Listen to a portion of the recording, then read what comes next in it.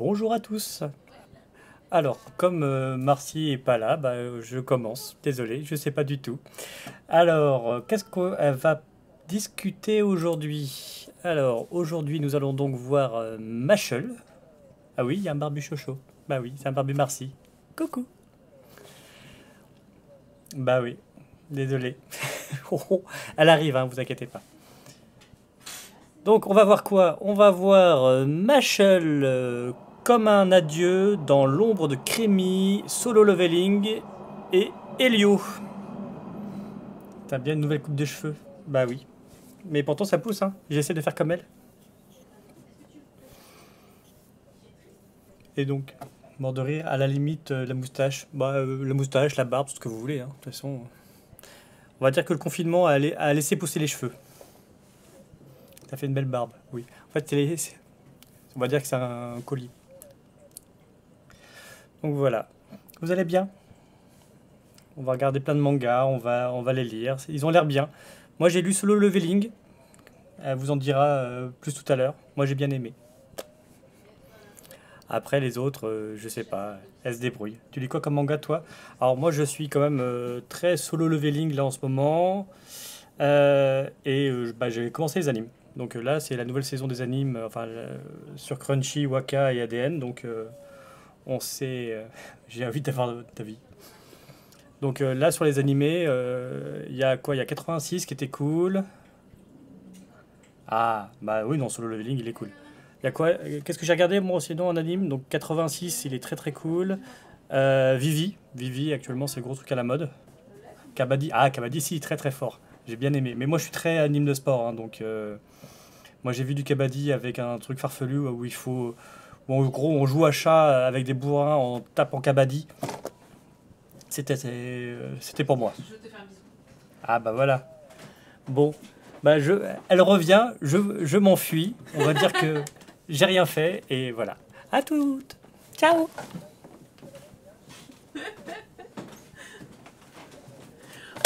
Alors, il était comment mon remplaçant? Salut les gens! Désolé, un petit peu de retard. On a eu voilà, il y avait un petit moment de flottement. Alors, attends, je suis pas prête du tout.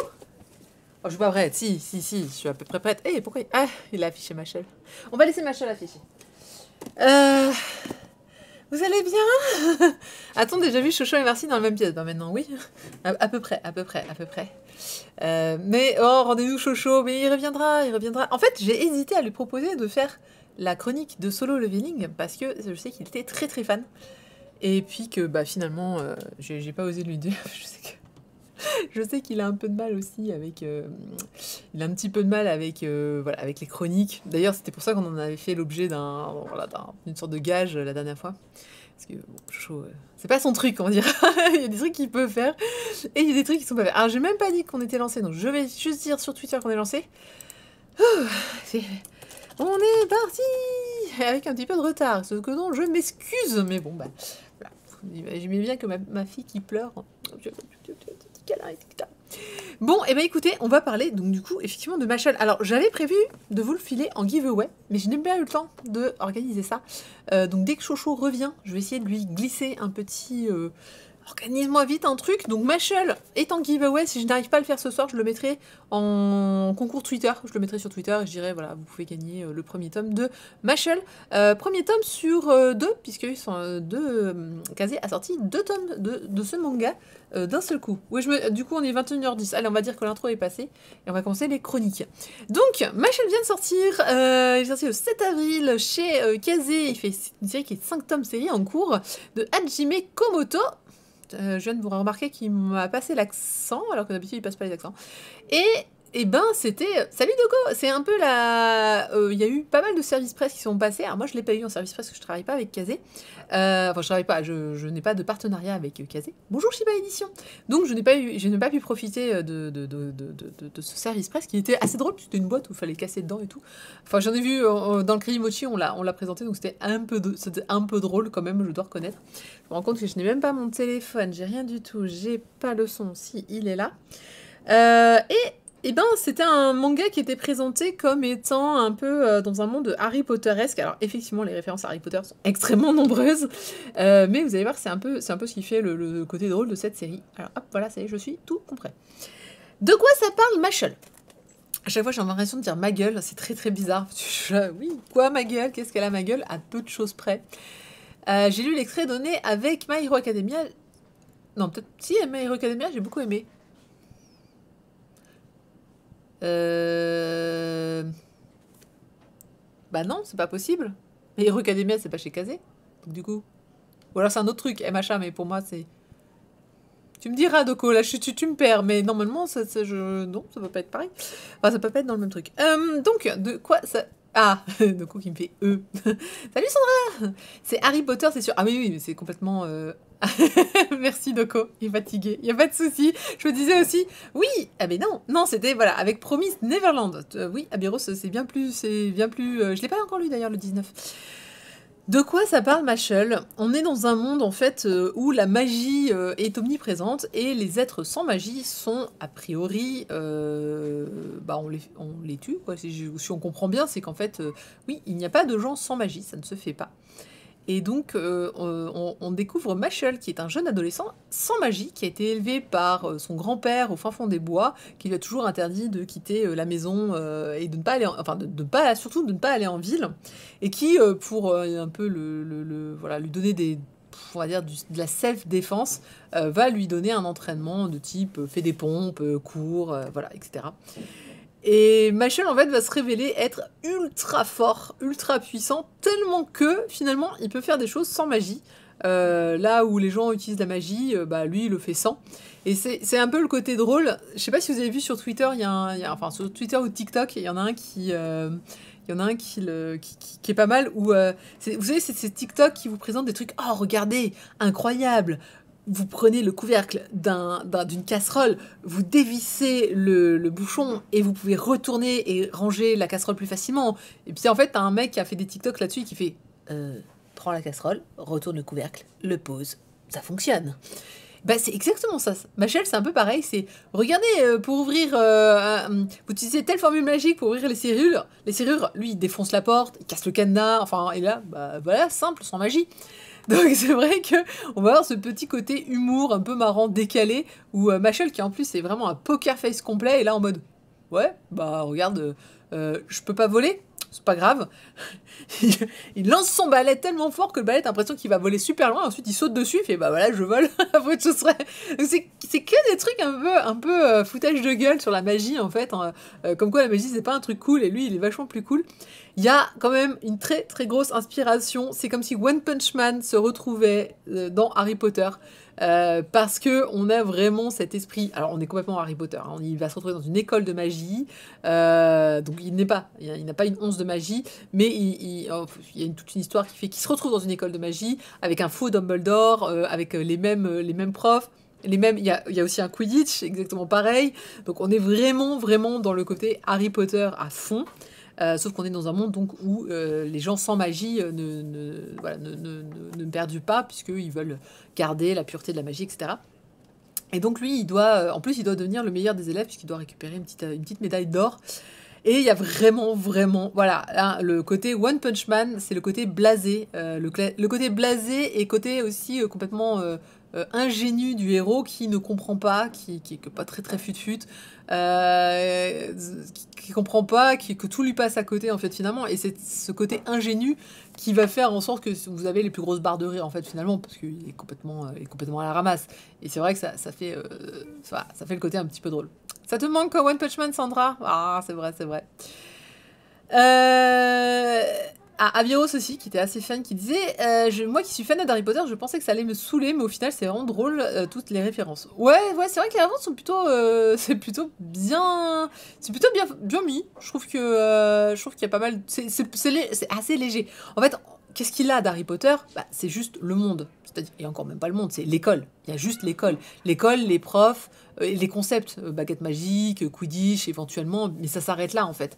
Le reste, c'est vraiment cet humour décalé de ce mec supra fort qui fonce dans le tas, qui réfléchit jamais, parce que bon, en fait, finalement, c'est pas qu'il réfléchit pas, c'est qu'il sait pas. Et donc, voilà, et qui va tout défoncer, et ça va être, et c'est là que ça va être drôle. Donc, c'est vraiment une série très humoristique, je pense qu'on l'aura compris, qui fraîchement a des planches assez drôles. Maintenant, voilà, ce qui est drôle aussi, c'est le mec qui a dessiné ça a pris du level en un tome. C'est très très drôle. Vous prenez le premier chapitre, vous prenez le dernier chapitre. On a l'impression qu'il y a à peu près 3 ans qui sont passés dans l'amélioration graphique. Donc c'est plutôt bien. Parce que l'autre caractéristique de ce manga, c'est qu'au début, on est plutôt sur du 100% psycho, dans le style. Là aussi, Poker Face, de l'auteur de One Punch Man, en raison du thème. Dans le style, le graphique aussi, assez pas moche, mais pas fini. Pas moche, mais clairement, tu sens que maîtrise du crayon, c'est pas encore ça. Dernier chapitre, le dernier chapitre est très très beau. Et tu te dis, mais en un seul tome. Salut Nico. En un seul tome, franchement, à la fin du manga, du premier manga, j'étais là. Je fais, ah oui, même les dessins, les détails. En plus, on est sur la partie de Quidditch, qui est pas la plus simple à dessiner. Mais alors, si tu prends au tout début, bah, tu te dis, ouais. Alors, on est vraiment, moi, je dis One Punch Man partout. C'est même mise en page. Ouais, le mec, il level up façon Spade. C'est pas mal. C'est pas faux. Mais bon, quand on voit dans les types pas très jolis, il y a celle-là, bon, il y a des gros plans. Voilà. Bon, c'est pas le manga le mieux dessiné, on va dire, pour un premier tome, mais on pardonne parce que, voilà, donc typiquement, voilà, le fameux cours où, oh, regarde, il faut ouvrir un cadenas, et puis lui, il tire dessus, ça s'ouvre, et puis voilà, c'est fait. Mais non, faut utiliser la magie. Quelle magie. Regarde, pouf, voilà, tu m'as demandé d'ouvrir le truc, ça y est, c'est fait, tu n'as rien à redire. Très facile, très facile.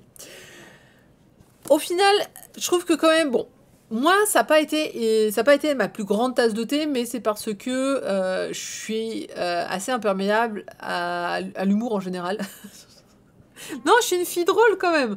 Non, en fait, c'est juste que les mangas ou bourrés d'humour, ça dépend. Il y en a, ça passe, mais de façon générale, c'est pas un truc voilà, où je vais rigoler de mon côté.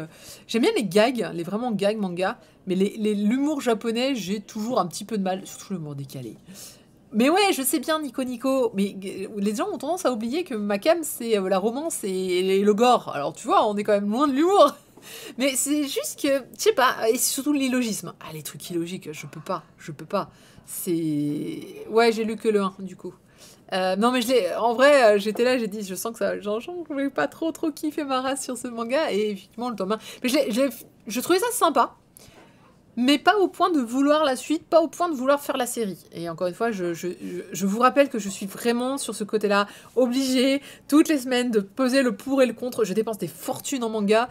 Vraiment, la moindre série où je me dis, non, vraiment, ça va pas passer. Je serais riche, enfin, je suis riche. Je serais encore plus riche. Peut-être que j'aurais tenté la série, mais je pouvais pas. Bah ouais, la fin du tome 1, j'en avais déjà marre. Donc tu vois, ça t'a pas franchement pour moi. Mais ça n'empêche pas de retrouver les qualités de ce manga qui sont vraiment l'humour. Je pense que tous les fans de One Punch Man, 100% Psycho, éventuellement Harry Potter, allez-y.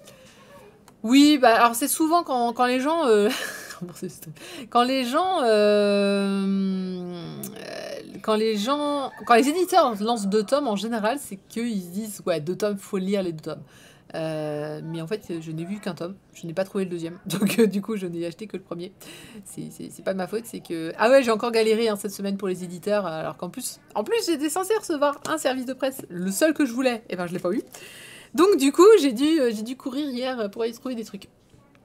Nico qui me dit c'est le contraire, j'adore cet humour à la Shaolin Soccer ou Crazy Kung Fu. Alors oui, non, alors je t'arrête tout de suite, je suis très fan de Shaolin Soccer et Crazy Kung Fu. Par contre, je n'aime pas, comment il s'appelait déjà ce manga, Fooly par exemple, vraiment mon exemple typique, Fooly j'ai jamais accroché. Il y a tas de gens qui m'ont dit mais c'est génial, le collège Fou, c'était pas ma cam non plus à l'époque. Vraiment les côtés un peu what the fuck, j'ai souvent du mal en termes d'humour. Donc Machel pour moi c'est un what the fuck humoristique. Et c'est vrai que vraiment, on va dire, c'est pas mon truc préféré. Mais ça n'empêche pas que j'ai trouvé qu'il y avait... C'était mieux que ce que je m'y attendais, vraiment. Salut Ricky! Je trouve que franchement, il y avait, je m'attendais à quelque chose de plus sérieux. En fait, je pensais que ce serait un peu plus sérieux. Je suis heureuse de constater que c'est un truc qui ne se prend pas au sérieux et qui du coup va, sans être une parodie Harry Potter, va justement... C'est quoi le bruit en fond? C'est Chocho qui est en train de faire rire Solina parce qu'elle est en train de pleurer. Moi j'avais réussi à l'endormir, mais il est reparti. Je crois qu'ils sont partis jouer un petit peu pour... Voilà, parce qu'elle avait un gros chagrin ce soir. Hello Kaixeprod. Donc ouais, Machel, il y a des très très bonnes choses. Je trouve que l'humour est bien dosé. Ouais, c'est pas parce que c'est pas mon humour que je peux pas décemment dire que c'est un humour. Je trouvais que c'était bien trouvé, le côté vraiment débilos hyper fort, qui a d'autres QI et qui va du coup tout défoncer. Et qui va essayer dans un monde de magie, dans une école de magie. Non mais sérieusement, essayer d'imaginer des trucs. C'est le mec qui maîtrise pas la magie, qui va dans une école de magie dans laquelle il doit finir numéro 1. Déjà, tu sais qu'il y a un truc louche dans l'histoire. Mais bon. Delirium Vert qui dit en même temps le collège Foufoufou était en concurrence directe avec Sailor Moon, il ne pouvait pas lutter. Pourtant, par exemple, Ranma j'avais bien aimé. Ranma qui est une comédie romantique, qui est côté comédie, qui était bien salé quand même. Dans le Ranma, il y avait des trucs qui étaient un peu dingues. Ouais, là, j'aimais bien. Mais c'est pas grave, je le vis bien d'avoir une série en moins à faire. Tout ce qui est une série qui est en cours, elle fait 5 tomes. Sans me projeter, je dirais que c'est pas une série qui... Alors ça dépend. Soit c'est une série qui va commencer à très très bien marcher et donc qui va décoller vite et qui fera pas mal de tomes, on peut lui souhaiter une petite quinzaine. Soit c'est même une série qui pourrait avoir un animé. Après, je ne sais pas si les références à Harry Potter, elles sont tellement grosses, est-ce qu'ils peuvent se le permettre, je ne sais pas. Mais ça marche plutôt bien dans le Jump actuellement. Ouais, je m'en doute parce que quand on voit le style graphisme à la fin du tome 1, je me suis dit que l'auteur... C'est ma fille. Je me dis que c'est l'auteur en fait qui a dû voir les résultats de ses ventes et qui a dû se dire oh mince, mon truc marche vachement bien, je vais peut-être pas m'appliquer, mais qui a dû vraiment se défoncer pour dire ok, il faut que vraiment je fasse des planches impeccables, des trucs et tout. Ça va là-bas? Très bien. Ok. On sait jamais, hein. J'entends des hurlements. Est-ce que ça t'est déjà arrivé d'abandonner une série après le premier tome et de reprendre qu'après 5-6 tomes? Oui. Ça m'est déjà arrivé de me dire non, ça sera pas pour moi. Et puis de voir l'engouement, de voir des trucs au 5-6e tome et de me dire ah mais si, en fait, si. Et puis de reprendre du coup et de tout racheter. Vous voyez bien qu'il si. C'est Célina en plus. Je sais pas à quoi il joue, mais ils sont en train de s'amuser. Donc, Machel de Hajime Komoto, honnêtement, c'est une très bonne surprise que je ne pensais pas aussi bien. Voilà. Et qui, du coup, il y a des dialogues un peu foufou, un peu marrants, de type... Tout à l'heure, vous m'avez demandé ce que je ferais si je devais un jour vous affronter. Et bien, voici ma réponse. Et donc, il parlait au plus grand, à l'équivalent de Dumbledore. Je vous referai le portrait à la force de mes poings. Quel manque de respect, tu es fou. Bon, bah très bien. Et il te le dit ça avec le plus grand des poker face. Voilà, je vous défoncerai à coups de poing. J'aime beaucoup le côté poker face de ce héros. Je pense que c'est là aussi une de ses caractéristiques d'humour. C'est que voilà, il est toujours en mode... c'est là où c'est le côté One Punch Man. Hein, ne s'énerve jamais, ne fait pas complètement sans expression. Ah oui, c'est parce que là, on lui lance des boules de feu. En fait, les boules de feu, c'est Kamehameha, hein, à peu de choses près, et puis lui, poum.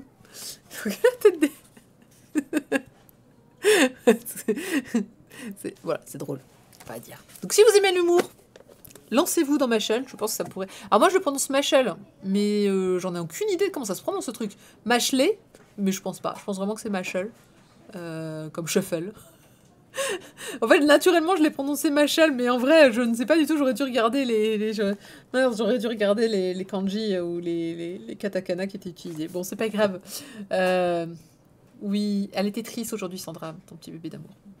Elle était triste parce que sa copine n'a pas pu rester dormir parce qu'elle se sentait pas bien. Donc, du coup, elle était un peu malheureuse. Si ça continue, j'appelle l'aide sociale à l'enfance. Ben oui, c'est vrai, une enfant qui est en train de se marier. Ça va, les chats? voilà, une enfant qui est en train de mourir de rire, et effectivement, il faut appeler les secours. C'est horrible. Oui, muscle, c'est la contraction de magique et muscle. Muscle. Ah oui, la prononciation anglaise, du coup. Oui, effectivement. Ça va tranquille, les chiens? Oh, un petit chocho. Coucou, chocho. Ça va, là, elle est bien, on l'entendait hurler, tu l'as laissée en vie? Elle chante. On a lu Madame Crocro. Ah, vous avez lu Madame Crocro? Ah bah oui, mais évidemment, Madame Crocro. Je vous invite à lire Madame Crocro. Très très bon d'eux. On peut passer à la suite. Donc, rappelez-vous, les 2 tomes sont sortis. Le prochain, ce sera en juin prochain. On va penser à complètement autre chose. Mais de toute façon, je crois que j'ai 3 titres complètement différents aujourd'hui. On va parler de Comme un adieu, qui vient de sortir chez Akata, de Takako Shimura, qui avait déjà sorti pas mal de choses chez Akata.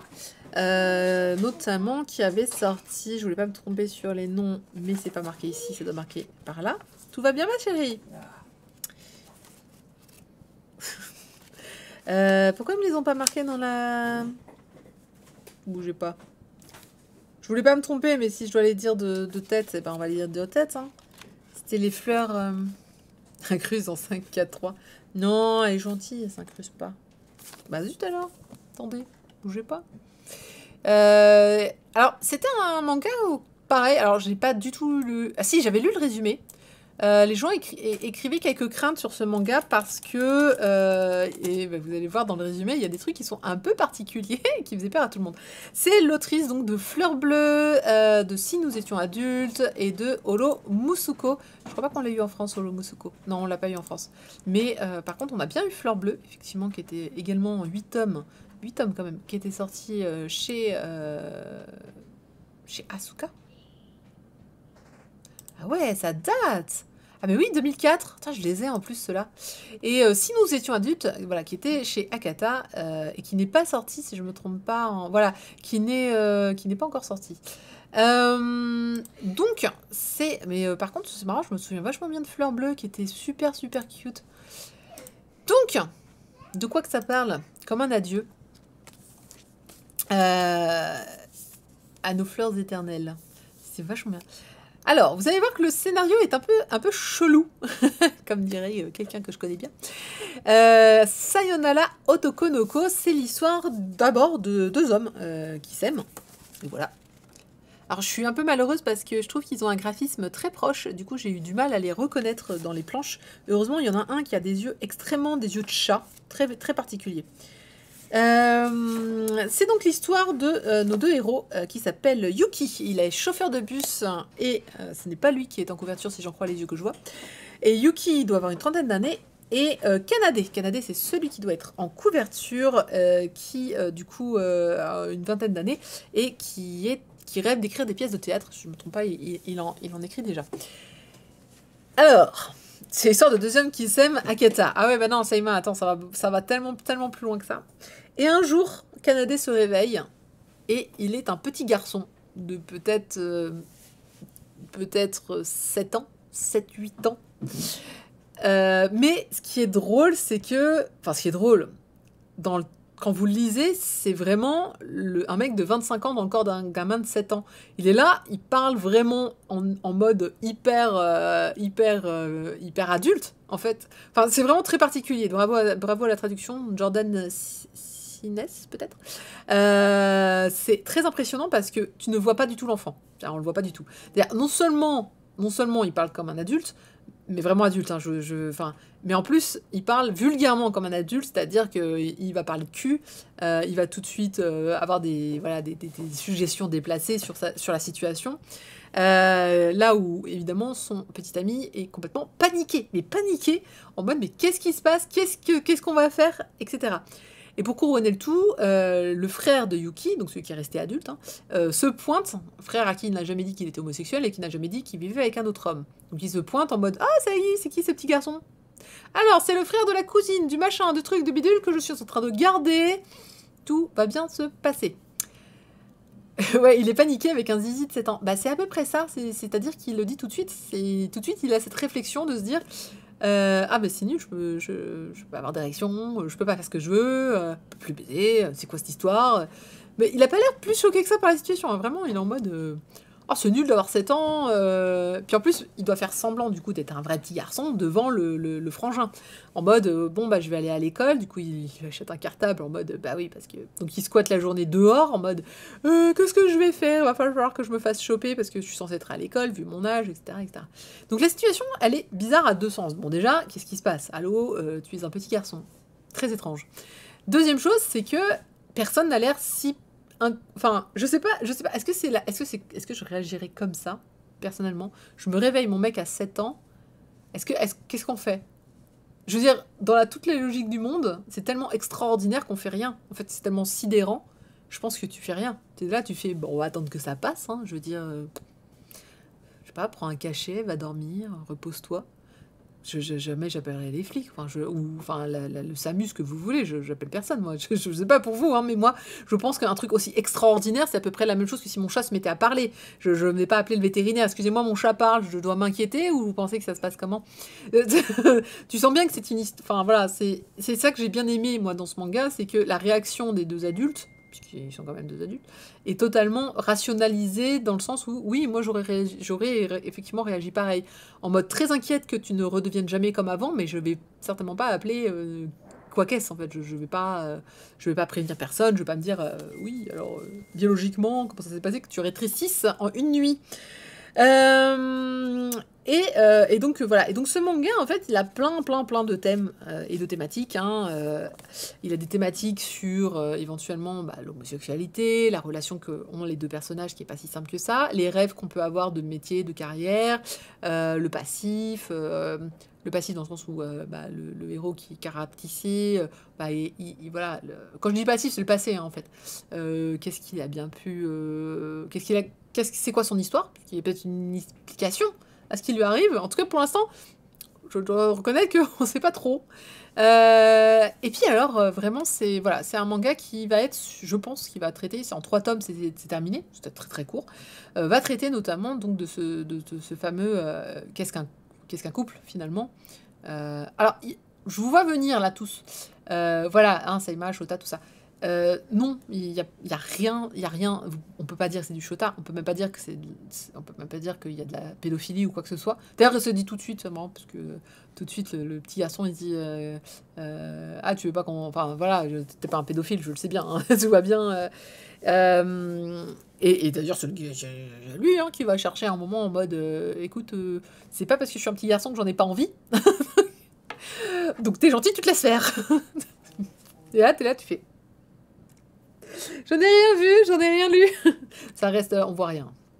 Je vous le dis tout de suite, on voit rien. On peut même douter qu'il se soit passé quelque chose. C'est bien parce qu'il fait 2-3 commentaires après que tu dis qu'il a dû se passer au moins un petit truc. Alors je ne sais pas dans quel sens, mais en tout cas, on peut pas dire que voilà, ce n'est pas dessiné. Il n'y a rien de ce côté-là.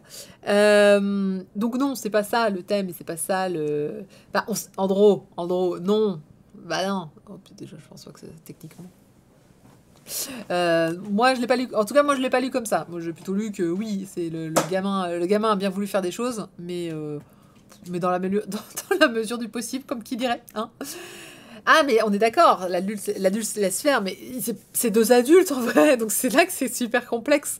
Et c'est là où le scénario est quand même un peu. Tu te dis, mais à quoi ça sert finalement qu'il soit devenu un gamin?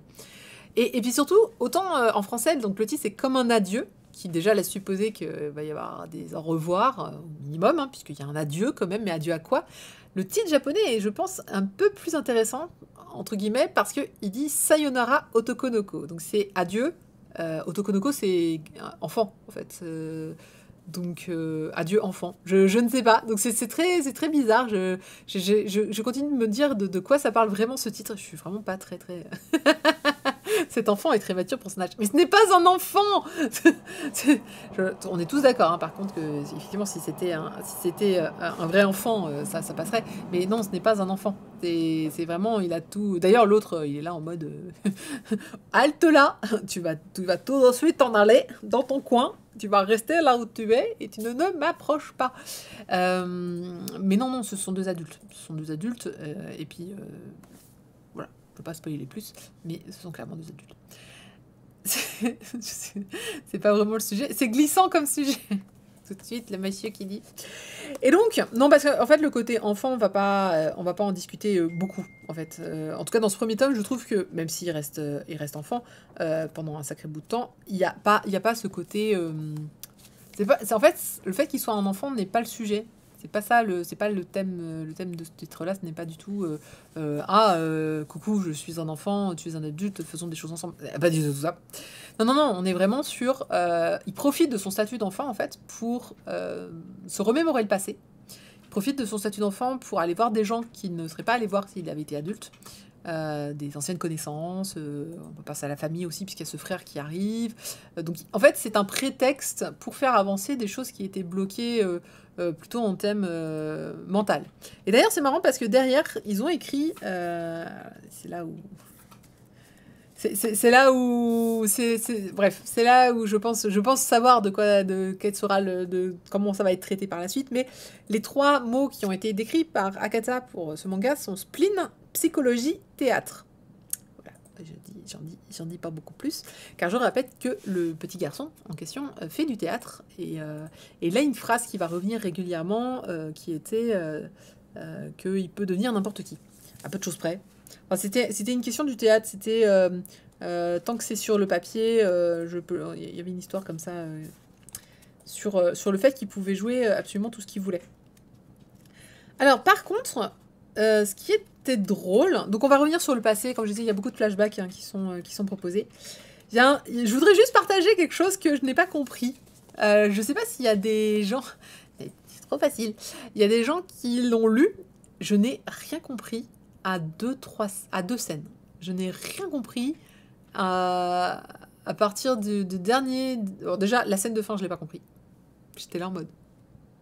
J'ai relu le manga 2 fois. J'ai relu la fin 3 fois pour essayer de comprendre la scène de fin que je n'assimile absolument pas. Je pense qu'on manque d'informations pour la comprendre parce que j'étais là en mode... On part sur complètement autre chose. Je sais pas si c'est lié, j'ai pas compris. Et il y a 2 scènes où même le dessin, je piche pas en fait dans quel sens il faut lire, comment il faut le lire, où j'étais là en mode, j'ai pas compris non plus. Donc en fait, ce manga, Merci Béna, merci beaucoup. Ce manga, c'est très spécial parce que d'un côté, j'aime bien le sujet. Je le trouve intéressant, le sujet des flashbacks, du retour sur le passé, ce qui explique un petit peu aussi le côté enfant. Hein. Qu'est-ce qui s'est passé par le passé, comment il a fait pour en arriver là. Donc ça, j'ai bien aimé. Le fait qu'il soit un enfant, comme je dis, c'est complètement anecdotique. Je trouve ça c'est plus une excuse qu'autre chose. Et donc cette fin m'a complètement interpellée, parce que du coup je me suis dit, mais où est-ce qu'on nous emmène en fait? De quoi va parler vraiment ce manga? Je pense qu'on le saura dans le tome 2, parce que c'est moi je le vois un peu comme un gros cliffhanger quand même. La fin du 1, c'était un peu en mode waouh. Waouh, attendez, on me renverse un petit peu toute ma compréhension que je n'avais pas très bien comprise déjà de base. Donc je reste un peu sur ma fin de ce premier tome comme un adieu. Je suis pas certaine d'avoir assimilé toutes les infos, donc faudra que j'en discute avec des gens qui l'ont lu un peu après, en mode vous l'avez compris comment vous, parce que moi voilà. Non mais ça reste quelque chose qui me hype, où je suis là en mode ah là là, c'est quand le tome 2? C'est le 1er juillet, c'est loin. C'est loin avant que je comprenne vraiment toute la portée de ce manga. Mais on peut pas dire que ce premier tome laisse indifférent, ça c'est clair. Déjà, comme je le disais, par toutes les thématiques qu'il aborde, parce que c'est une situation super incongrue, mais qui est vachement bien traitée, je trouve. Enfin, vraiment, j'ai beaucoup aimé ce petit garçon qui est en fait un adulte, et qui te traite complètement, enfin qui gère complètement comme un adulte, qui fait oublier qui a priori serait devenu un enfant. J'ai a priori, parce que je commence à avoir des doutes sur ce que j'ai lu. Quand tu vois, c'est quand même super bizarre. Et puis, c'est pas expliqué rationnellement, il n'y a rien. Voilà. Est-ce que c'est de la science-fiction? Est-ce que c'est pas de la science-fiction? C'est quoi ce délire? Ils nous ont écrit quoi? Ils ont écrit « Comme un adieu, explore les méandres de l'âme humaine comme peu d'artistes savent faire, sans jamais transiger avec son ambition narrative. Elle livre une œuvre aussi complexe que subtile. » Ça m'aide pas beaucoup, ça, n'est-ce pas? Du coup, voilà. Et pour ceux qui... pour éventuellement... Est-ce que c'est explicite? Parce que je le dis toujours alors, Pour moi, on n'est pas du tout dans un boys love, puisque le thème n'est pas du tout la romance entre eux. Enfin, évidemment qu'il y en a une, ils sont en couple. Hein, donc, il y a des, oui, il y a quelques planches. Il y a quelques planches où il se passe des choses. Maintenant, on est vraiment sur le niveau 1 d'un éventuel érotisme. Mais oui, à un moment, voilà, il est montré que ces jeunes garçons en pleine de fougue et qui s'aiment et qui sont consentants ont une relation charnelle. Voilà, mais c'est vraiment dessiné relativement soft, voire archi soft, sur une planche. Vous devriez vous en remettre. Hello Giston. Écoute, installe-toi, prends tes aises, il y a de la place, tout va bien. Donc voilà un petit peu ce que je pouvais en dire. Alors juste, j'ai pas parlé de la couverture, mais j'ai beaucoup aimé l'effet qu'ils ont fait. Alors, vous le voyez pas, mais en fait, il y a donc un vernis sélectif sur les cadres. Vous voyez, il y a 4 cases qui représentent une fenêtre, en fait, voilà. Et donc, elles sont séparées. Donc là, il n'y a pas de vernis sélectif entre là et ici, là où c'est blanc, en fait. Et donc, c'est juste ces quatre cases qui sont en vernis sélectif. Et comme ils en ont pas mis sur le titre, et ben ça... Enfin, ouais, c'est ça. Ils en ont pas mis sur le titre, du coup, il y a un joli effet... ça rend très très bien. C'était un très très bon choix Très bon choix, je trouve, de couverture, en fait. Il y a aussi un petit vernis sélectif ici, que j'aime bien. Donc, quand je l'ai eu en main, je me suis dit, ah, c'est cool. Moyen format, si je me trompe pas. Ouais, moyen format, si on compare à Machel. Un petit peu plus grand, voilà. Non, Seima, c'est toujours pas un Shota. Tu peux essayer, mais ça ne l'est pas. Obvious troll is obvious. Trop obvious. Salut Luna Storm. Donc moi je suis curieuse, je suis très très curieuse de la suite, je l'achèterai, c'est sûr. Je pense vraiment que c'est le manga qui va me surprendre et qui va dans le bon sens, où je vais me dire ah ouais c'était cool, effectivement on va être dans la psychologie, dans les trucs comme ça. Ça se sent déjà hein, justement dans la fin que je n'ai pas compris, je pense que le côté psychologique il était là, et qui clairement m'est passé complètement au-dessus, alors je sais pas si je suis la seule. Mais en tout cas, voilà, et le dessin est est impec. Comme je disais, à part que les deux héros, je trouve qu'on a du mal à les distinguer parce qu'ils se ressemblent beaucoup, à l'exception donc de celui qui n'est pas un enfant, donc de Kanade. Donc il y a ses yeux un peu chat qui sont plus grands. Voilà, on voit bien là qu'il a ces yeux-là un petit peu en amande, un peu en chat, alors que lui non. Mais à part ça, très honnêtement, heureusement qu'il y en a un qui a 7 ans, hein, parce que sinon j'aurais du mal. Mais quand on les voit tous les deux adultes, je suis là. Portez des badges, s'il vous plaît, portez des badges, ça m'aidera. Voilà, donc comme on a dit, ça vient de sortir chez Akata. Ça coûte 8,05 €. Et comme d'habitude, chez Akata, j'aime assez.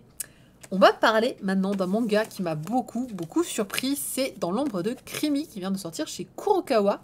Pourquoi il m'a surpris? Parce que je m'attendais pas à voir ce manga chez Kurokawa, tout simplement. J'avoue que je ne les voyais pas sortir ce genre de titres qui sont quand même... bon, déjà, c'est un titre un peu nostalgie, on peut le dire quand même. Ah oui, tiens, t'as raison. J'ai mon texte à sauter. Oh, il a l'œil, c'est beau. Je l'avais même pas vu que Dans l'ombre de Krimi. Je te remercie. Il était bon en... hein, je l'ai mis bien en japonais par contre. D'ailleurs, Krimi, oui, c'est Mao no Tenchi Krimi Mami. Elle portait un nom un peu long, hein, légèrement long quand même en japonais. Il s'agit donc d'un manga récent, puisqu'il est sorti il y a pas très longtemps, dans un style graphique d'ailleurs très très beau. J'ai énormément ce style graphique, alors là, je l'ai trouvé magnifique. Et on va parler donc d'une série animée que vous avez pu connaître ou pas, si vous êtes aussi vieux que moi en tout cas.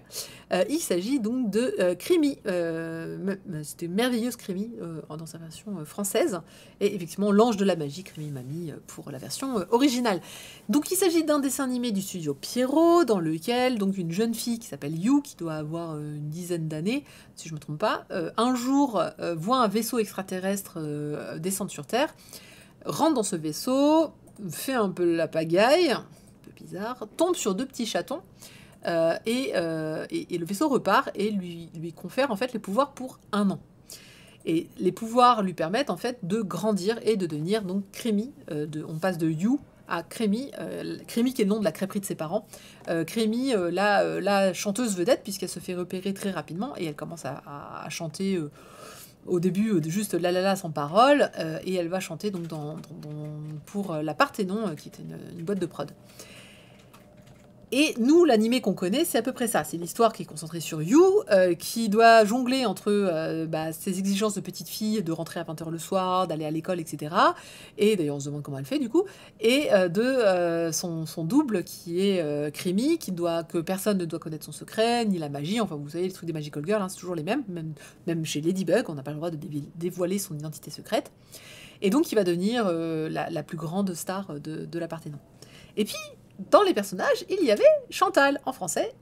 Chantal, qui était donc la vedette de la Parthénon, mais qui était sur le déclin, qui était là depuis de nombreuses années, et dont on cherchait la remplaçante. Et ben justement, cette Chantal est assez hystérique dans la série, puisque elle gifle littéralement le directeur régulièrement. Elle va essayer de faire tous les coups bas possibles, et on la voit comme la grande rivale de Creamy, bien que dans le dernier épisode, elle se révélera être celle sur qui on peut compter. Et ben donc, cette série, dans l'ombre de Creamy, revient sur Chantal, qui d'ailleurs ne porte, je pense pas le nom de Chantal, puisqu'elle a son nom japonais dans le manga. Il s'agit de Megumi Ayase, voilà, Megumi Ayase, qui est donc le nom japonais de Chantal, et qui va donc revenir sur sa vision des choses quand Creamy est arrivé. Et ça, je trouve ça déjà assez fort de café, voilà, d'avoir fait un manga sur, tiens, au fait, on va faire un manga sur la rivale.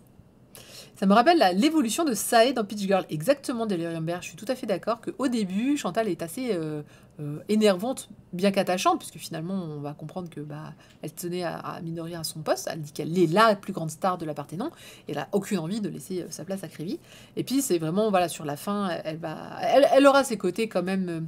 En fait, ce qui est expliqué dans l'animé, et ce qui est drôle dans le manga, et ce qu'on va vraiment plus axé dans le manga, c'est qu'elle avait raison. Elle a juste défendu son bout de pain.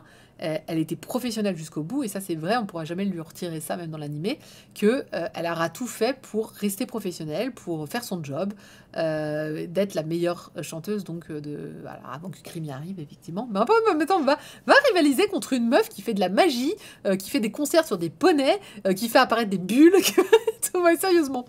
En tout cas, c'est vrai que donc ce manga va reprendre le tout début de l'histoire, c'est-à-dire avant, quand Creamy arrive, et que Megumi, donc, qui est déjà, je le rappelle, sur le déclin, doit déjà faire face à quelques rivales qui arrivent, et donc avec un directeur qui lui dit dès que je trouve la fille qui aura de la magie en elle, ça pour le coup il va bien trouver, la fille qui va trouver la magie en elle, et ben je vais la recruter, et elle te remplacera, c'est inéluctable. Et donc il va tomber un jour sur la jolie Creamy, et va la faire chanter, et elle va devenir, ça va être ses débuts. Alors ce qui est drôle, c'est que dans ce manga, Creamy ne parle pas beaucoup, on la voit pas beaucoup, c'est pas l'héroïne. Mais c'est vrai que du point de vue de Megumi, quand tu lis ce manga-là, Creamy passe pour effectivement une fille complètement pas du tout professionnelle, qui refuse de donner son nom, qui doit partir à 20h, qui peut arriver en retard, dont personne n'a aucun contrôle, qui ne semble pas faire beaucoup d'efforts. Ce qui est marrant, c'est que dans le manga, on montre à quel point Megumi fait des efforts.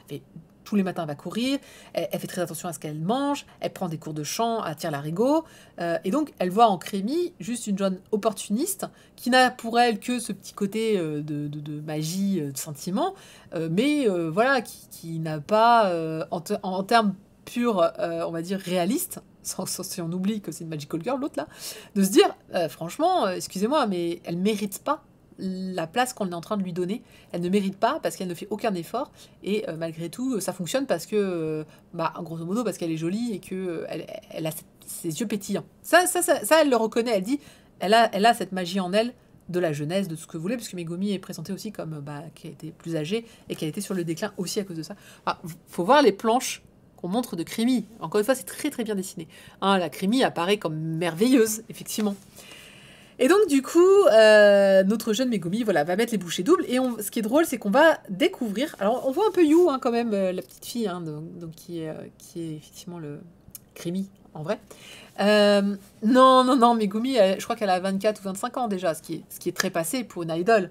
Elle a commencé sur ses 16 ou 17, et donc il est dit justement que ça fait un bout de temps qu'il est temps de la changer. Mais voilà... trépassé. Peut-être pas à ce point-là. En tout cas, ce que je trouve marrant, c'est que donc on va récupérer quelques épisodes clés, puisque dans l'animé, il y a des épisodes comme nous on appellerait filler aujourd'hui, mais il y a des épisodes qui étaient particulièrement marquants ou qui faisaient avancer l'histoire. Et donc ces épisodes, on va en voir finalement la version de Megumi. Tous les épisodes qui la concernent, elle, en fait, vont être montrés de son point de vue à elle. Donc on va avoir notamment un moment, elle voit Yu par un jeu de rideaux et d'ombre, elle va voir Krimi se transformer en Yu. En fait, elle va voir Krimi rentrer dans une pièce qui est cachée par un rideau, et l'ombre, en fait, de Krimi, il va transformer en Yu, et Yu va sortir de la pièce, et Krimi ne sera plus, effectivement, derrière. Et donc elle va dire, mais attends, c'est un peu bizarre, mais est-ce que cette petite fille ne serait pas Krimi. Et donc on va avoir plein de trucs comme ça où elle va se dire bah ouais, ça expliquerait tout, la magie, ça expliquerait pourquoi elle est aussi incroyable, etc. Donc ce qui est mignon, c'est que finalement je pensais avoir un manga qui serait assez éloigné de l'animé, dans le sens où bon bah à part que ça se passe dans l'univers, enfin à part que c'est Krimi et que c'est Megumi, je pensais pas en fait qu'on aurait autant d'adhérence à l'animé en fait finalement. Donc c'est vrai que c'est assez mignon de voir de voir ce passage là, de voir ces trucs là. Ouais, je suis d'accord avec tout le monde, c'est surprenant, je m'y attendais pas que ça serait aussi bien. Vraiment, j'espérais pas grand chose. Je me suis dit, oh bah tiens, c'est sympa de revoir Krimi. La couve déjà était assez jolie et je m'attendais au minimum. C'est fini le train. Je m'attendais au minimum que ce soit beau. Alors là, pour le coup, je suis pas déçue. C'est extrêmement bien dessiné. On retrouve bien Megumi dans ses accès de colère où elle va gifler le directeur de la Parthénon. Mais à raison, faut voir ce qu'il lui balance aussi, cet imbécile. Ne frappez pas les gens, néanmoins. Mais voilà, en fait, il justifie ce personnage, il justifie ses crises de nerfs dans l'animé, il justifie les réactions qu'elle a pu avoir, ça justifie aussi le fait que bah, elle, c'était vraiment, voilà, comme je disais, par le travail, par l'acharnement, et j'espère que ça va lui redonner un petit peu ces lettres de noblesse, entre guillemets, à ce personnage qui n'a pas eu peut-être le traitement qu'elle aurait voulu avoir dans l'animé, où justement on va avoir une Megumi, comme je disais, hein, complètement hystérique, la méchante un petit peu de service qui me voudra du tort à Yu. Et elle, bah voilà, c'est l'occasion de lire un peu sa version des faits. Alors, mine de rien, il y a 3 tomes, la série est en cours, et j'ai en fait juste envie de voir la suite, parce que, bah déjà, j'ai envie de voir la scène finale. Puisque la scène finale la scène finale de l'animé est quand même assez extraordinaire pour Megumi comme pour Krimi. Donc juste pour ça, voilà, waouh. Et je me dis, mais en 3 tomes, enfin, comment tu peux faire... Déjà, là, ils en parlent un petit peu, j'ai hâte de lire la suite, de me dire, bah, tiens, ça va être quoi les références à l'animé qu'il va y avoir. Donc moi, je suis un parti pris, parce que j'ai vu l'animé, parce que je l'ai vu quand j'étais petite, et je vais pas vous dire, bah, allez voir l'animé. Bah si, en fait, allez voir l'animé, il est vachement bien, c'est un des vieux animés, je pense qu'il faut avoir vu une fois dans sa vie, qui a pas tant d'épisodes que ça, et qui est vraiment chouette, pour le coup, j'ai vrai que... Krimi Mami, c'était quand même super cool pour l'époque, avec des vraies chansons en français, du son japonais. Donc on a... D'ailleurs, je pense que dans votre tête, vous le savez pas, mais dans votre tête, vous avez certainement les chansons également de Megumi, parce que pas mal de ces chansons étaient très utilisées dans l'animé. Enfin, moi, en tout cas, quand j'ai l'album chez moi, donc du coup, quand je l'ai écouté, j'ai fait « Eh, mais ça, c'est l'album de Megumi !» Donc voilà, alors très chou hein, aussi, Emi Mitsuki, donc l'autrice hein, de ce titre, qui raconte voilà tout ce qu'elle a voulu mettre dedans, qui parle un petit peu du projet, quand on lui a dit bah tiens c'est à toi de dessiner ça, qu'elle s'est senti la pression pour ce monument quand même du manga. Et si le dessin est aussi beau, hein, c'est parce que évidemment elle s'est attachée à la cara designer de l'époque, et qui était j'ai évidemment là le nom de Akemi Takeda, qui faisait des dessins sublissimes de Krimi, et tout court d'ailleurs, hein, Akemi Takeda, c'est trop beau, c'est de la balle. Donc le premier manga vient de sortir, ça vaut 7,95 €, et on aura la suite qu'en juillet, donc c'est un petit peu loin. Juste pour parler de la couverture, vous ne le verrez sans doute pas, ah si on le voit un petit peu, mais en fait vous avez un effet brillant sur les étoiles et sur Krimi. Voilà, ici, là, voilà, vous le voyez bien là le brillant, hein. On le voit bien le brillant sur toutes les petites étoiles. Ça fait très années 90, je suis très fan. Enfin vraiment c'est très cool d'avoir sorti ce manga. Je suis pleine de... J'ai vu plein de mes potes qui l'avaient acheté du coup, qui n'ont même pas attendu ma chronique pour l'acheter, tellement elles étaient là. 52 épisodes, ouais, avec une coupure au 25e ou au 24e. À moitié, il y a une coupure en fait, ou dans le... On va dire qu'il y a 2 saisons. On peut dire ça comme ça. il se passe un truc un peu important. Est-ce que tu penses qu'il y a une espèce de mouvance d'auteurs, d'autrices qui ont grandi et avec certaines œuvres et qui veulent en faire des angles différents de ces œuvres, voire des what if? Ouais, je pense que je me disais ça déjà, qu'on est à l'époque des reboots. C'est-à-dire qu'on fait beaucoup de reboots de films, beaucoup de reboots de séries, et ben il va y avoir des reboots de mangas, ça me paraît assez évident. Effectivement, il y a City Hunter Rebirth qui a été aussi dans ce taux-là. Je crois que c'est pas le seul, j'avais en tête un autre aussi... Battle Athlete Victory. Quoi? Battle Athlete Victory. Battle Athlete Victory. Bon, Captain Tsubasa, depuis le temps, on peut pas Shaman dire que c'est un King. boot. Shaman King, ouais. Ouais, mais non, il a pas été... Enfin, c'est en animé, mais en manga, redessiné. Ah bah, Shaman King a quand même été redessiné. Il a quand même été un petit peu redessiné. T'as souvent confondu Gigi et Krimi. Ah, c'est pas la même époque, quand même, hein. Gigi est beaucoup plus vieux, du coup, tu verras que dans le dessin, ça sera beaucoup plus ancien. Et puis Krimi, elle a les cheveux bleus, Gigi a les cheveux roses. Mais c'est vrai que alors Gigi peut se transformer en à peu près en une adulte. Point. Après, l'adulte, ça peut être plein de trucs. Là où You ne se transformera jamais qu'en Krimi. Et puis c'est tout. Par contre, Saïma Gigi est le premier isekai au monde. Le premier truck-kun qui a percuté une enfant. C'est Gigi. Pour se réincarner. Voilà, vous avez la fin de Gigi, c'est spoilé, c'est gratuit, c'est machin, mais ça date des années 70, il est temps de vous mettre à la page quand même. Non, alors à l'époque, dans le studio Pierrot, pour ceux qui l'ignorent, donc il y avait tout un pack de Magical Girl, hein, ce qu'on appellera vraiment l'époque des Magical Girls, dont faisait partie Crémy, Suzy aux fleurs magiques, Amy Magique, un petit peu les mêmes noms, hein, du coup. Gigi n'en faisait pas partie parce qu'elle était un peu plus vieille. Il m'en manque une. Et Vanessa, merci. Vanessa. Moi, j'aimais beaucoup ce Vanessa. J'étais très jeune pour Vanessa, effectivement.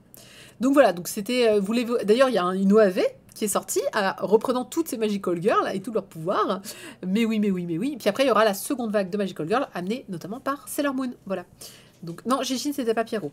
Effectivement. Et c'était 82. Oui, non, ça date, hein, Gigi. Quelque part, Gigi a fini en Crémy, on the road, et ça se rejoint.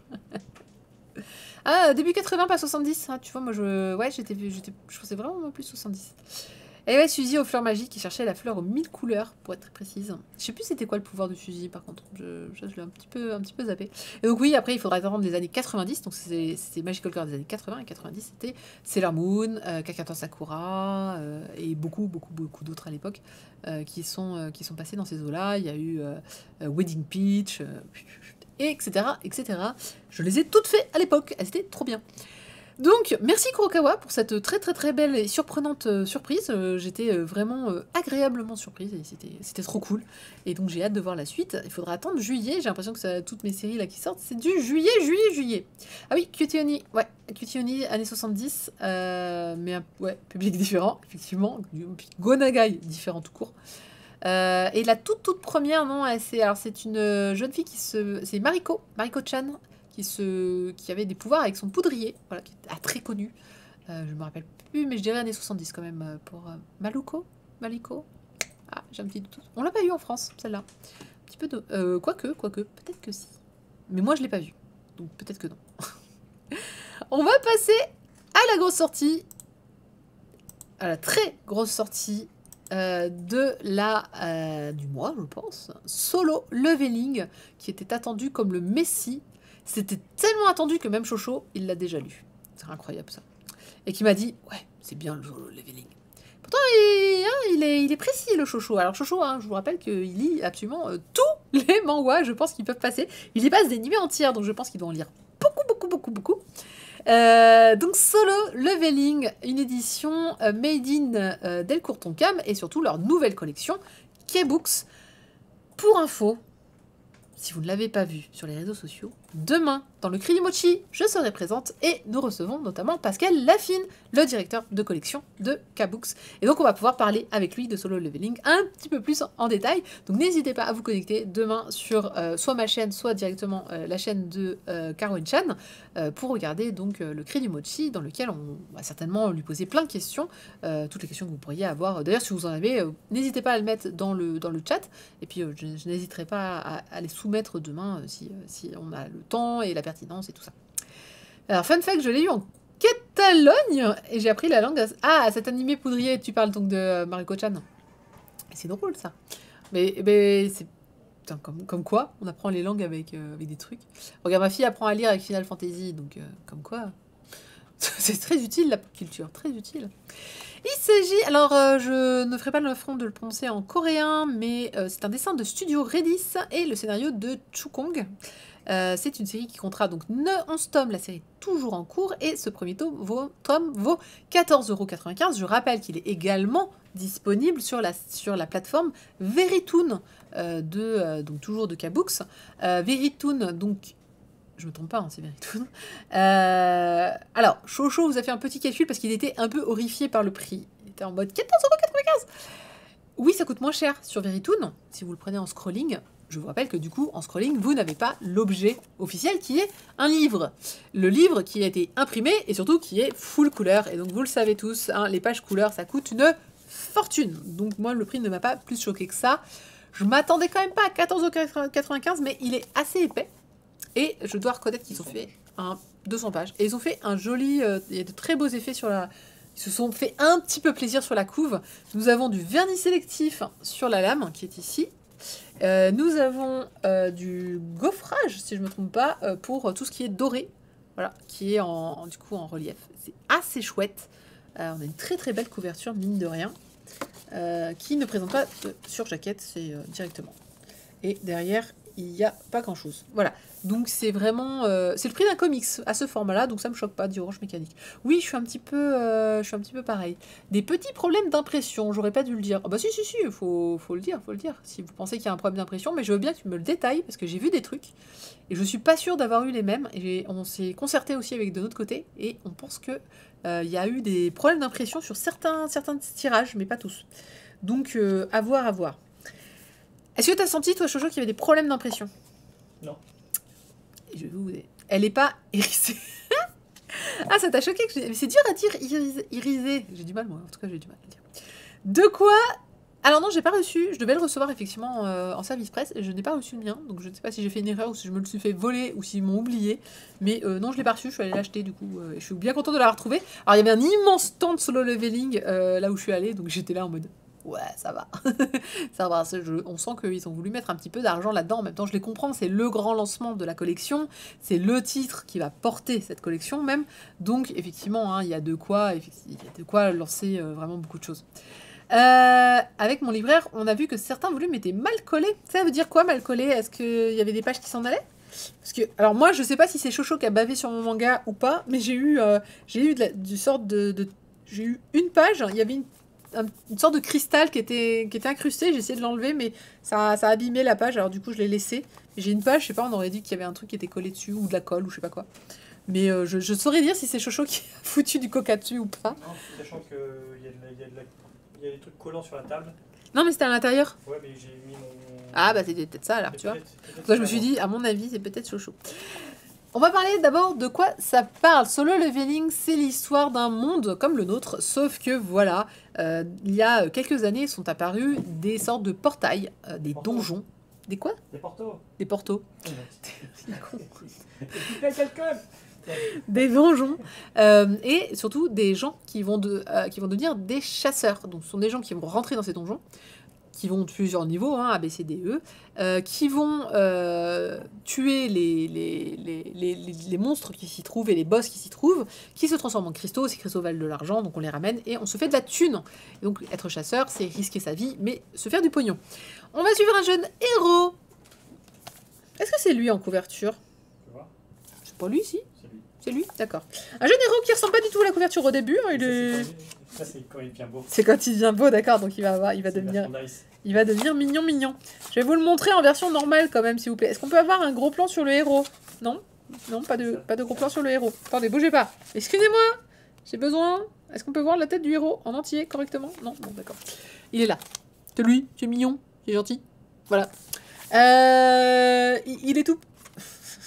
Ouais, il a des têtes moins mignonnes, mais je vais éviter de vous montrer les têtes moins mignonnes quand même. Ça me fait penser un peu à Dice sur ce principe-là. Oui, c'est vrai. Ah, il y a aussi ça, d'accord. Donc, notre héros qui s'appelle... Marqué derrière? Héros. Qui s'appelle Héros. Jinwoo, ok. Jinwoo Jinwoo rentre dans un donjon. Ce meilleur Jinwoo, il est connu pour être le chasseur le plus nul de tout ce qui existe. C'est-à-dire qu'à chaque fois qu'il rentre, même s'il est dans le plus facile des donjons, il va manquer de se tuer. Et donc à chaque fois, bon, il est un peu boulé, mais en même temps, voilà, il doit payer les écoles de sa sœur, il y a sa mère qui est à l'hôpital, enfin, il a des raisons pour vraiment, vraiment avoir besoin d'argent. Donc il risque sa vie sans cesse en rentrant dans ces donjons et en essayant donc de faire son boulot. Alors il rentre pas tout seul, hein, on est comme dans un jeu vidéo.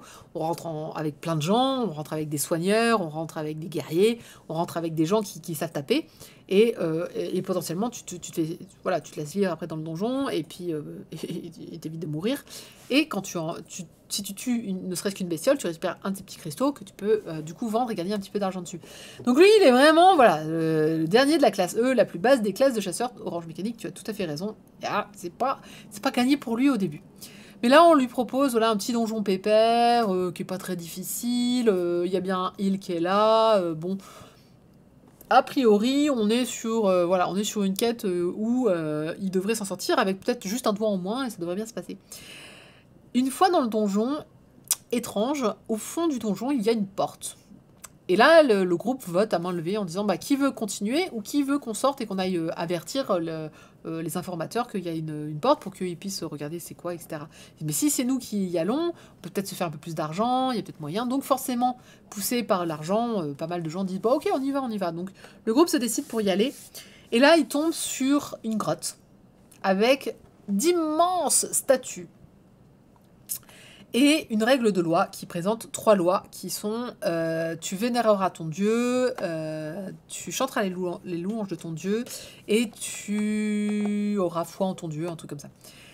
Donc, ok, très bien, bizarre. Et là, commence le massacre, puisque les statues vont bouger et vont commencer à massacrer quelques personnes qui feront des actions très précises, notamment essayer de s'enfuir. Bah oui, sinon c'est pas drôle.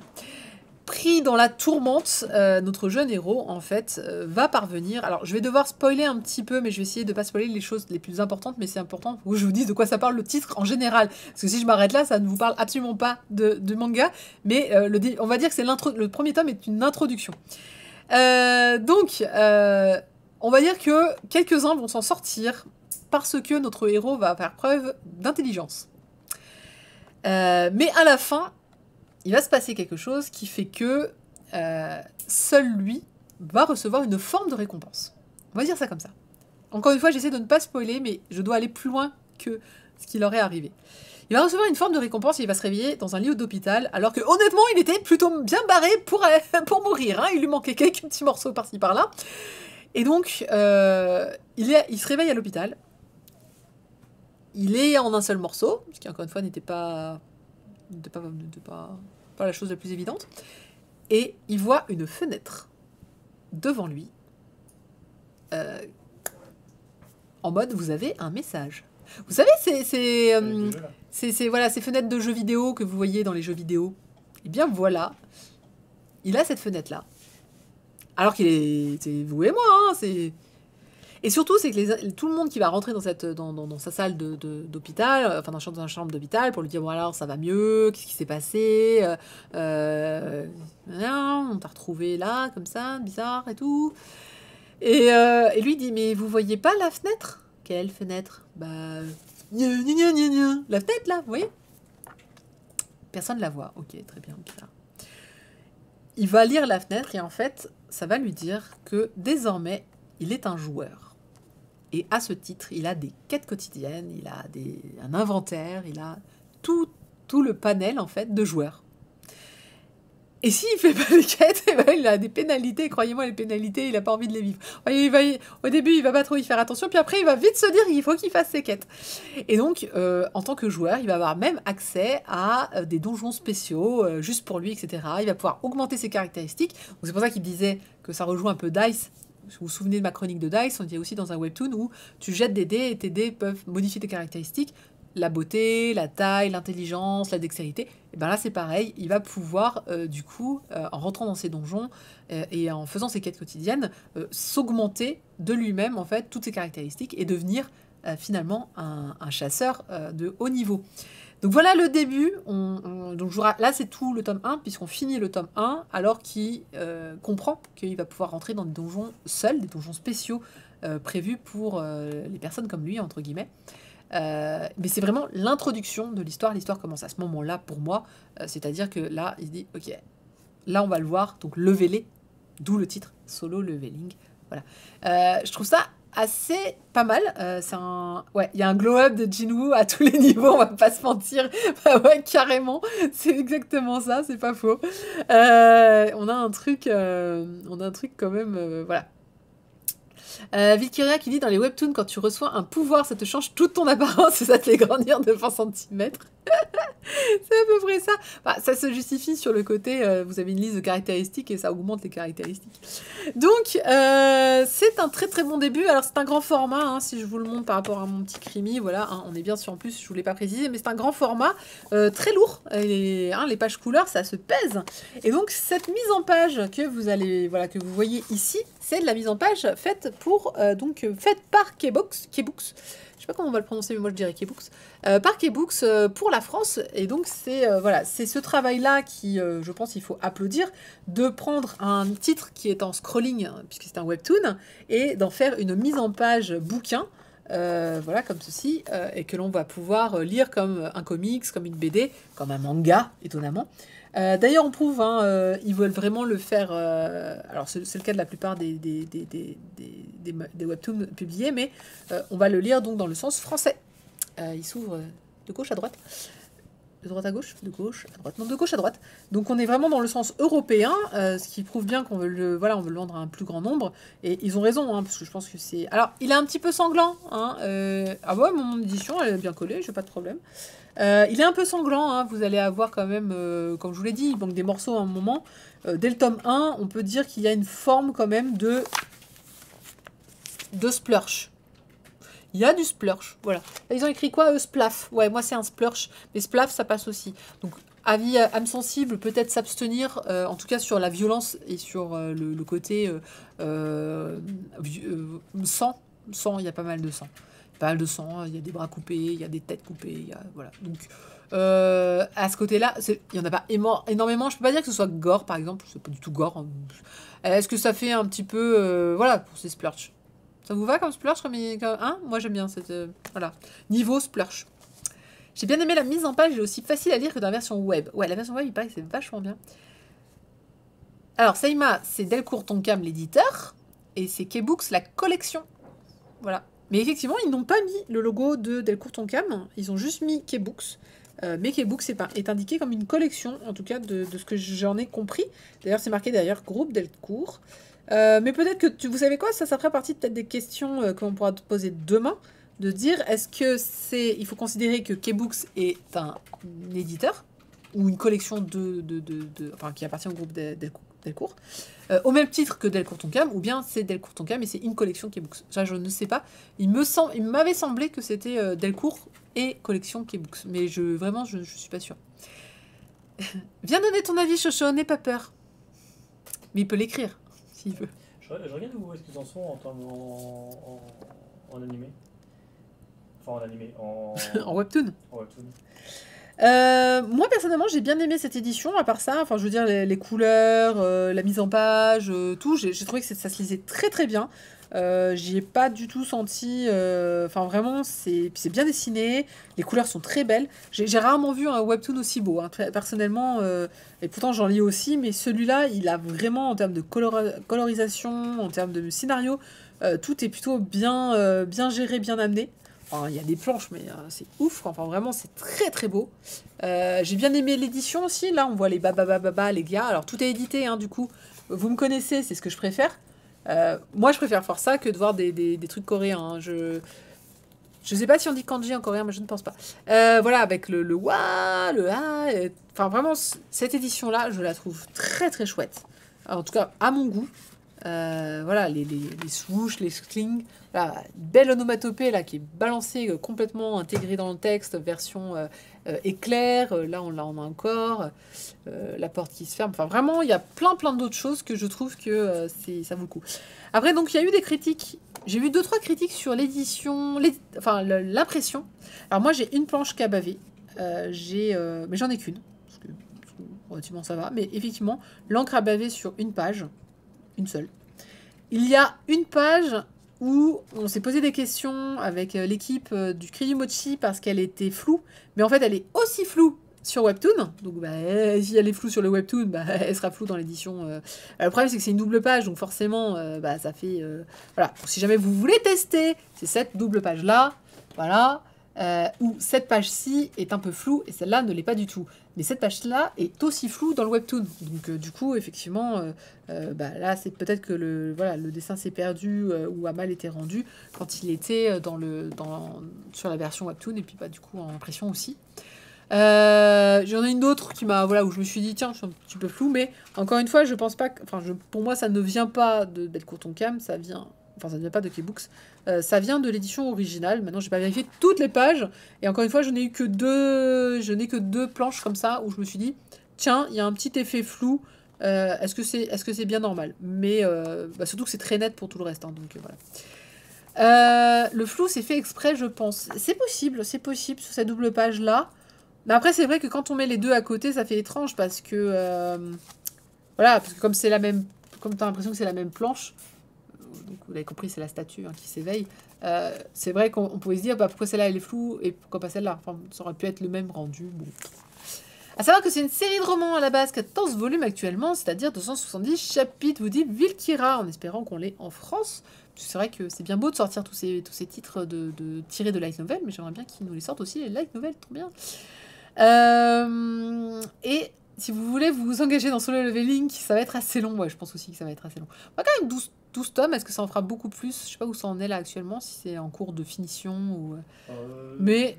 Sauf s'il y a un nouvel arc, actuellement ils en sont devant les grands... devant le grand scénario. Devant le grand scénario. Bon, du coup... équivalent. Ouais, c'est ça. Mais à part ça, j'ai pas eu d'autres... voilà, à part ma page j'ai une page donc où l'encre a bavé complètement. J'ai pas eu d'autres problèmes d'impression. Je sais que d'autres ont vu des...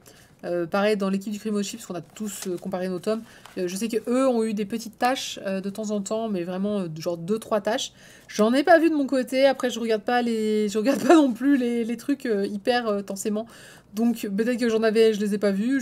Chocho me l'aurait dit, je pense qu'il avait remarqué quelque chose de bizarre dans cette édition. Mais vraiment, enfin là on a été deux à passer dessus, tu parlais de la colle.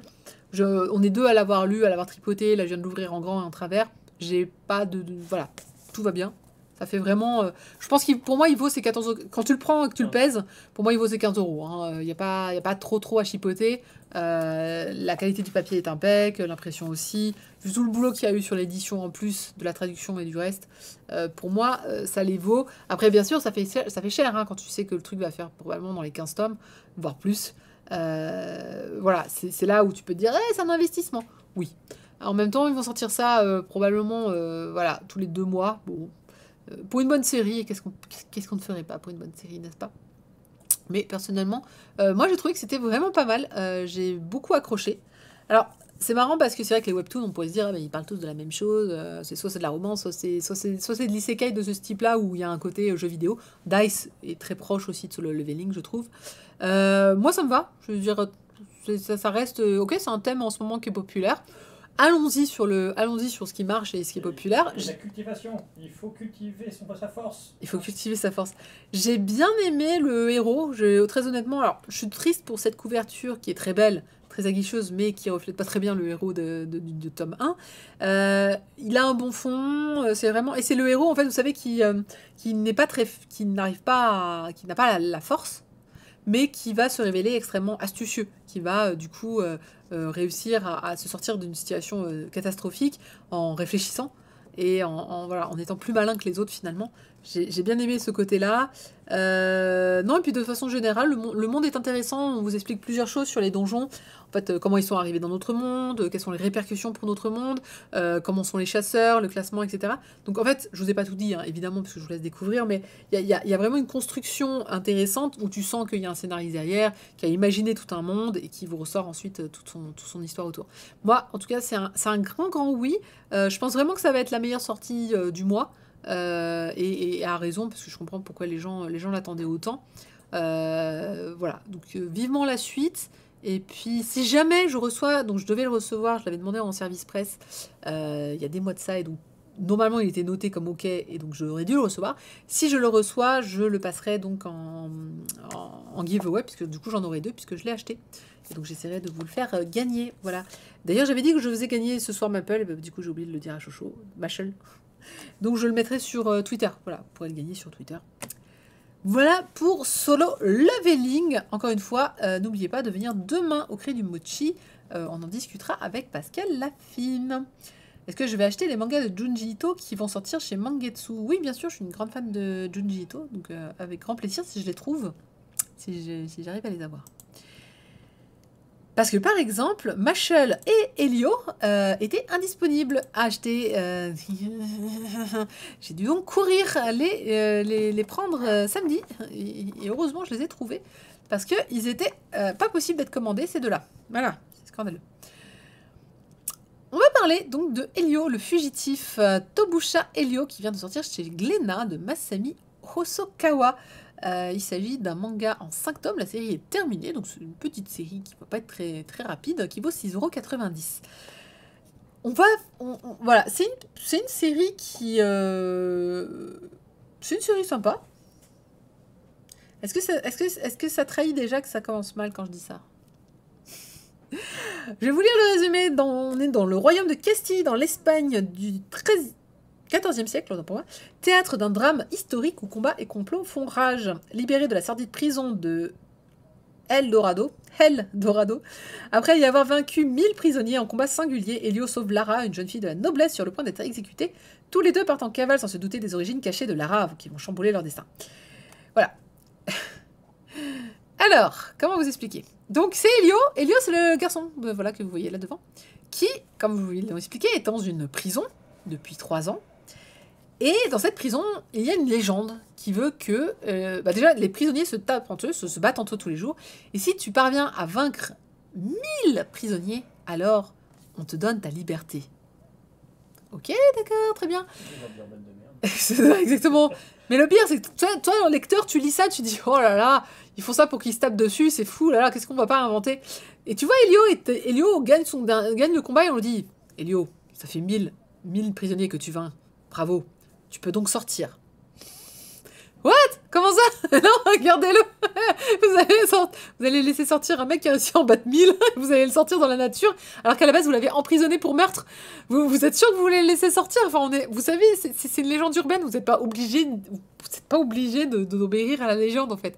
Et surtout, ça fait, je crois qu'il le dit, ça fait 2 ou 3 ans qu'il est là. Il a vaincu 1000 prisonniers. Il y a combien de jours dans une année, s'il vous plaît? Est-ce qu'on peut faire un petit calcul mental un peu rapide? Voilà, non. Hein, est-ce qu'on peut se dire que ça voudrait dire qu'il aurait battu un minimum 2 personnes par jour pendant 3 ans ou 2 ans? Enfin, je crois que si c'est 2 ans, c'est 2, et si c'est 3, bah, c'est un petit peu moins, mais bon, mine de rien, le mec est 2000. Yahoo, je peux sortir. Non, mais franchement, enfin oui, c'est ça, ça fait 3. Bref, enfin, bon, très bien. Il a réduit la surpopulation carcérale, bien sûr, c'est un héros. Alors non, parce qu'en fait, il en a jamais tué un. C'est ce que tout le monde lui dit, c'est incroyable, tu as réussi sans jamais tuer personne. Ok, très bien. Mais à cause, enfin, bon, what else? D'accord. Donc il sort et on lui coupe ses chaînes et on lui dit, bah attends, on va te les enlever. Il fait non, je les garde. Donc il a gardé, c'est pour ça qu'il les a au poing, là, au poignet. Il a les chaînes, voilà. Oui, c'est vrai que ça peut être utile. Il a 23 ou 24 ans. Hein. Il faut voir les monstres qui étaient avec lui en prison, hein, vous savez. C'est un peu Ken le survivant, si vous voulez. C'est un peu... Les mecs, c'était des mastodontes de muscles. Lui, il arrive tout pécos. Bon, ok, mais Ken n'était pas tout pécos. Mais il arrive, il leur fout 3 droites et il arrive à leur perforer l'estomac. C'est un magicien, le monsieur. Mais ok, très bien, il sort. Ok. Oublions ça, il est dehors. Et donc là, il tombe sur une jeune fille qui est, vous savez, avec le carcan là en bois et qu'on apporte à l'échafaud pour lui couper la tête. Et donc elle explique qu'elle est une noble et qu'elle s'est fait piéger puisqu'un jour on est venu, on a dit « Bonjour madame, vous êtes bien la responsable de telle famille ?»« Oui, c'est bien moi. »« Très bien, je vous arrête pour le meurtre de un tel. »« Mais pourquoi ?»« Eh bien parce qu'on a retrouvé un poignard avec les armoiries de votre famille planté dans le mec. » Mais du coup, pourquoi c'est elle? Bah, il y a les armoiries de ta famille dedans. Oui. Et elle serait la seule à posséder cette arme-là. Enfin, je veux dire, ils arrivent dans sa demeure, t'as tous les domestiques autour. C'est genre, il y a des tas de gens qui vivent dans la demeure, en fait, si vous voulez. Et elle est pas toute seule, d'ailleurs. Et donc, non, toi, là, ouais, jeune fille, vas-y. Hop là, à l'échafaud. Couper la tête. Tout ça, tout ça. Et en plus, le pire, c'est qu'elle se retourne vers le jardinier, ou je sais pas, le mec qui était dans la cour avec elle, et qui lui dit mais c'est une erreur, non? Et il lui dit écoute, on dit quelque chose en Castille. Alors attendez, je vous le sorte parce que, selon la loi promulguée par le précédent souverain, une personne, même innocente de tout crime, est considérée comme civilement morte dès lors qu'elle est déshonorée par un tiers. Je suis désolée, dame Lara, vous êtes désormais morte. Ah bah c'est bien parce qu'il a l'air vachement malheureux de se séparer de la jeune femme. Hein. Je pense que la tristesse se lit dans son regard. Il est extrêmement malheureux de considérer que, même si tu es innocent, bah désolé, hein, innocent ou coupable, en fait on s'en tape un tout petit peu. Donc t'es gentil, tu fais pas... Ah oui, puis on lui dit... Et vous devez bien sûr accepter la mort avec les honneurs dus à votre rang. C'est-à-dire que t'es gentil, tu ne cries pas, tu fais pas de scandale, tu acceptes la mort et ta gueule poufiasse. Mais c'est pas possible ça. Mais non, on n'est pas d'accord. Mais c'est quoi ce pays pourri là? Excusez-moi. Bon. Et donc du coup arrive notre Elio, voit la jeune fille dans son carcan, se décide de fracasser tout le monde, de la libérer et dire ça te dirait qu'on se barre? Bah ouais, même que... Non, je vais me laisser pourrir. Mais évidemment, donc ils partent ensemble et commence donc une cavale qui va les emmener dans des endroits un petit peu... Enfin bref. Qui va les emmener dans Castille, hein, dans le pays, quoi. Enfin... Voilà, le royaume de Castille. Évidemment, on va tomber sur des tueurs en série qui sont une jeune fille avec un chat. Exactement. Qui tue tout le monde. Visiblement sont trop visés. En mode je dois tuer la fille là-bas, mais s'il y a des gens, c'est pas grave, j'ai des coupes aussi. De toute façon, ça fera du bon poisson. Ok, d'accord, pourquoi pas. Et puis tout ce petit beau monde, bah voilà, va essayer de découvrir bien sûr la vérité sur Lara. Est-ce qu'elle vraiment, elle a tué quelqu'un?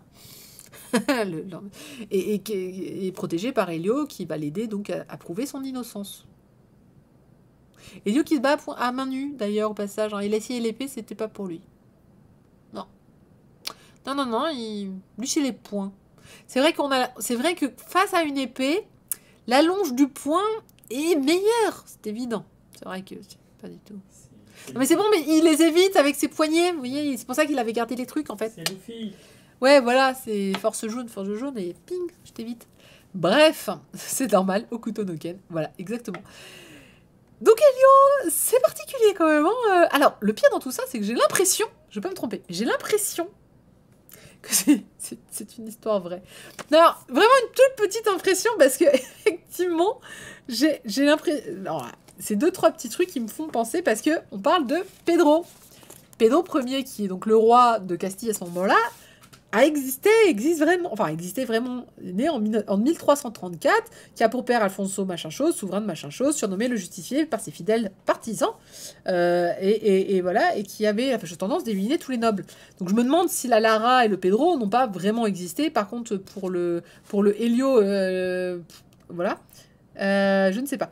Et donc son auteur, Masami Hosokawa, dit « Avec Elio, j'ai l'occasion de dépeindre un monde que j'aime comme je l'entends. Je vais donc travailler dur pour en faire une bonne série. » Bon, vous l'aurez compris, c'est une série très coup de poing, beaucoup de muscles. Voilà. C'est plutôt c'est bien gratté. Moi, je trouve ça... voilà, c'est pas moche. C'est plutôt bien foutu. Je trouve que les combats sont bien. Il n'y a pas de côté... y a pas de fanservice. Ça, c'est très cool. C'est très rare dans ce type de série. En général, on a un peu de fanservice. Là, il n'y en a pas du tout. Non, enfin, je veux dire, personne n'essaie de violenter la demoiselle en détresse. Donc ça, c'est... Personne ne fait d'allusion sur le sexuel sur la demoiselle en détresse non plus. Donc ça, c'est cool. La tueuse est une tueuse. Ça, c'est chouette aussi. Voilà, qui se bat à 2 épées, d'ailleurs, au passage. Je sais pas si on va... Ouais, si. Encore une fois, on a... Voilà, alors là aussi, hein, il y a du sang, de la décapitation. Bon, je pense que vous l'aviez compris dès le départ. Il y a des belles planches. Franchement, il est très très beau. Voilà, c'est un manga qui a pas mal de personnages hauts en couleur. Notamment, il y a un mec au marteau, je le trouve génial. J'ai beaucoup aimé ce perso. Voilà, c'est lui. Qui se bat avec un marteau géant. Je le trouve assez extraordinaire. Qui a une connaissance de Lara et qui va les aider dans le périple. Notamment... C'est marrant parce qu'ils l'ont dit, hein, ils l'ont un peu spoilé quand même dans le résumé, qui expliquait un peu le pourquoi du comment Lara a été visée donc, par pas mal de gens pour être tuée.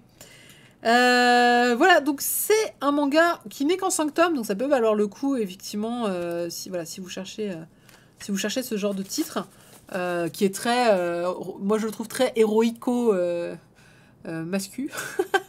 Mais c'est pas grave parce qu'il en faut pour tous les goûts.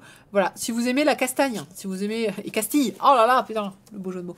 Voilà, donc, si vous aimez la bagarre, à coups de poing, très Hokuto no Ken. Si vous aimez Hokuto no Ken, je pense que cette série devrait vous plaire. On y retrouve vraiment, je trouve, beaucoup d'éléments dans ce style-là. Avec... Alors, c'est pas très drôle, c'est assez sérieux. Avec ce héros, voilà, enfin pas fugitif, parce que non, ils appellent ça le fugitif, il est pas fugitif, il a gagné le droit, il a battu 1000 personnes, il a le droit de sortir. Avec Lara qui est pas idiote, qui est juste une noble, mais qui est pas, qui est ni faible, qui est pas sexualisée, qui est pas machin, qui est pas truc, donc ils font un bon duo. Et qui est voilà, qui va être un petit peu politique sur pourquoi on veut la tuer, pourquoi est-ce qu'il y a des gens à sa recherche.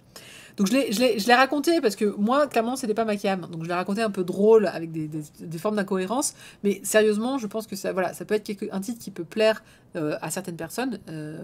Pas forcément au grand nombre, parce qu'encore une fois, je trouve qu'il y a quand même des incohérences très romanesques, on va dire. Hein, on est vraiment...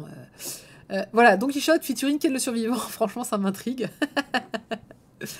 Bah, voilà, le contexte de l'histoire est historique, donc normalement, il doit y avoir des persos qui ont existé. C'est ça, c'est le contexte l'est. Clairement, je suis sûre qu'il y a eu des... les personnages, je pense, ont existé, mais peut-être pas Elio, peut-être pas la tueuse la tueuse à coup de chat, là. Mais voilà, même magazine que Prisonnier Rico, ça ne m'étonne pas du tout. Prisonnier Rico est dans ce style, la bagarre. Donc, même si je trouve Prisonnier Rico est très sensible, ouais, on peut le dire. En plus de la bagarre, il y a des trucs quand même chouettes. Tu peux battre 1000 fois une personne, il s'embrasse, c'est ça. Donc voilà pour Eyo le fugitif qui vient de sortir, ça vaut 6,90 €. Voilà, on peut être curieux sur cette série, je sais pas du tout. Alors pour le coup, je pense que ça va être 5 tomes, ça va être vite fait, ça va être résolution donc de pourquoi quelqu'un cherche à tuer la pauvre Lara. Elio qui va buter absolument tout le monde sur son passage. Enfin, pas buter, il tue pas hein, en fait. Je sais pas si je l'avais bien fait passer le message, mais il ne tue pas. Il blesse, mais il ne tue jamais. Donc voilà, c'est un peu le héros à grand cœur, très très fort et très très balèze. C'est Chuck Norris. Voilà, c'est Chuck Norris. Et Chuck Norris, c'est cool. On peut se moquer de Chuck Norris, mais Chuck Norris, c'est cool. Ah bah non, il a déjà tué. Oui, parce que j'ai dit qu'il était meurtrier, que c'est pour ça qu'il était en prison. En fait, je te rappelle que Lara, on veut la tuer parce qu'on estime qu'elle a tué quelqu'un. Donc déjà, ça te donne le niveau nécessaire pour comprendre que dans ce pays, c'est pas parce que t'as tué quelqu'un qu'on te fout en prison, c'est parce qu'on t'a accusé d'avoir tué quelqu'un, ce qui est très différent, visiblement. Et donc, je suis pas certaine qu'il ait tué la personne qu'ils ont dit qu'il a tué, d'autant que c'est un membre de sa famille. Donc du coup, à mon avis, il l'a pas tué, c'était pas lui. Mais bon.